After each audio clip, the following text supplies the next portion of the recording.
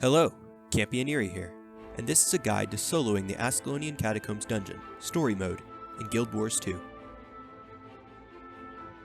Ascalonian Catacombs is the first dungeon you'll encounter in the course of playing through the Guild Wars 2 story.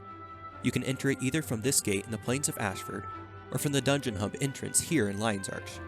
Like most dungeons, it has two modes, an easy story mode, which is incorporated into your personal storyline, and a more difficult explorable mode, which unlocks after completing the story path, gives better rewards, and has multiple paths showing what happened after the completion of the story path. All dungeons were created for parties of 5 players, but most can be soloed if you find yourself playing alone. Ascalonian Catacombs story is the easiest path of all, and thus a great introduction to the world of soloing in Guild Wars 2.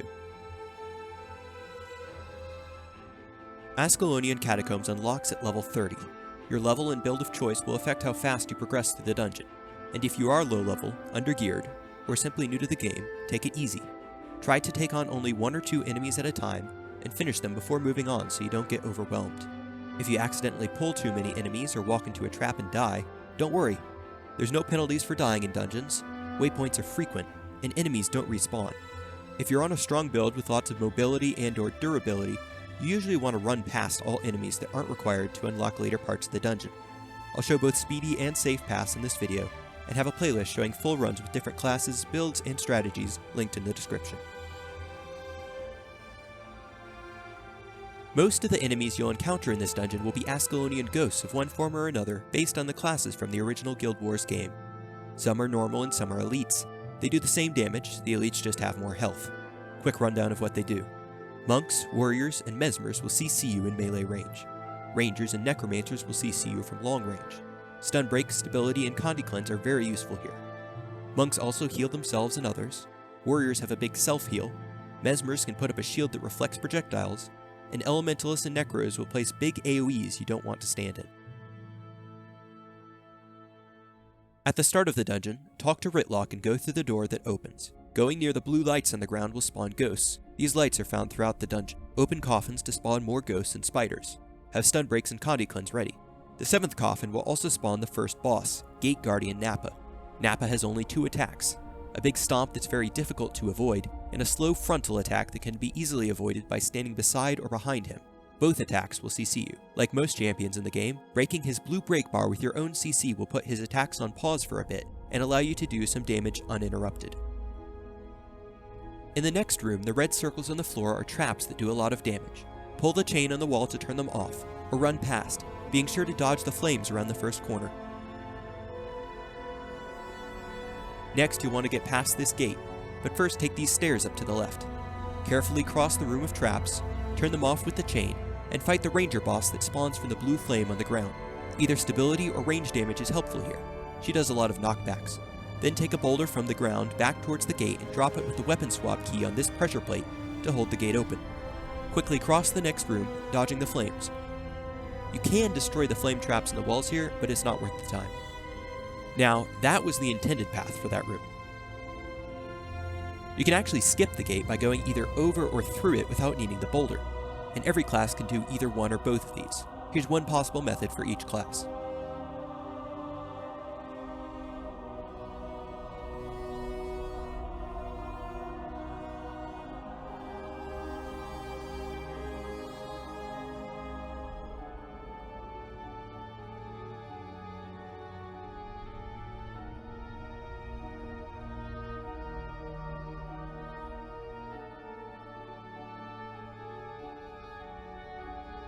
Next, destroy the Graveling Mound.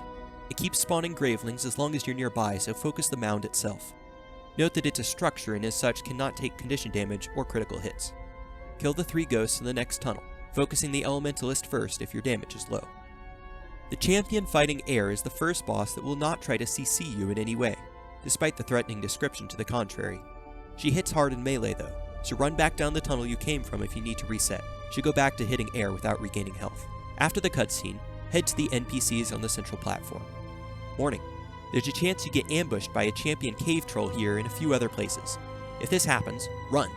He is far more difficult than anything else in the whole dungeon, and won't chase you for long, so just run for your life until he leaves you alone. Clear the central platform, hiding behind the pillars around the edge to line of sight or group enemies if necessary. All but the champion are normal enemies and will die much faster than the elites you've encountered so far. The Ascalonian lieutenant has the same skills as Nappa from earlier, and can be outrun while you fight the others. After killing all the ghosts, there's another cutscene and 3 more bosses spawn that can be done in any order. Going west first will save you some time later. Master Ranger Nente can teleport every 25% health, but if you kill him quickly enough, it cancels that skill and he stays in place. Next, go back to the central platform and head east then northeast to Cache Blackblood. You'll see another Graveling nest spawn off this path, but it's optional. Cache drops circles on the ground that apply condies, but our other attacks do very little damage. Next, go up the stairs to your south, find a boulder and put it on another pressure plate. Don't try to teleport off this one. This plate opens 2 doors, and you will get stuck between them and have to waypoint out. The 2 bosses that spawn here hit pretty hard, but get much worse if allowed to get any closer to each other than they started. To avoid this happening, stay between them and pick one to kill first. If allowed to get closer, they each give the other an additional skill. Relena constantly knocks you back in melee and Vassar reflects all projectiles.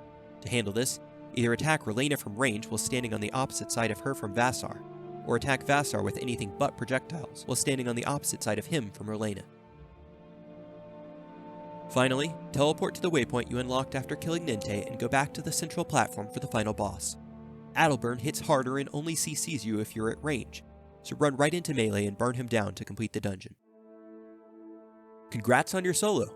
This path awards some XP, a bunch of junk that'll fill your inventory real quick, and 63 silver once you're level 80, if it's your first clear of the day.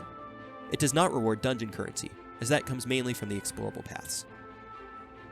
A power build like in my Hollowsmith here will kill things faster than a Condi or Celestial build. It will probably also die more. I like using a Celestial build as is shown in my Harbinger here for smooth, consistent runs, as it can recover from mistakes much easier. If you are using a power build, Ghost Slaying Sigils and Potions work in here, though they don't in the explorable paths for some reason. Night Sigils also always work because it's always night in this dungeon. Don't use these items on a Condi build, they only increase power damage. Running by Relena and Vassar first on your way to Kasha will start their dialogue early and save a bit of time. Running back to them after killing Kasha will put them together though, so either teleport or stealth into melee range if you don't want to make them mad. And that's everything.